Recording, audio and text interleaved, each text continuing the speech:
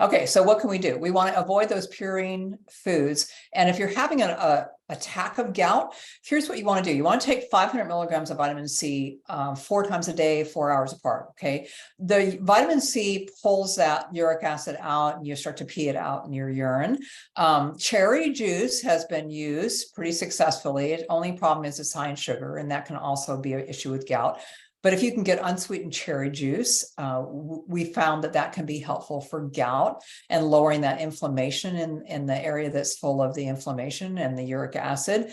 You want to make sure you have good digestion, because if you have poor digestion, like if you have heartburn or indigestion, if you're on antacids, if you get bloating and gassing or constipated or diarrhea, all of those things are going to impact how you process the food that you're eating. So you want to make sure your digestion is up to par, and that will also help prevent gout. So we don't want gout. It's apparently, I've never had it, but watching my dad, it's very painful.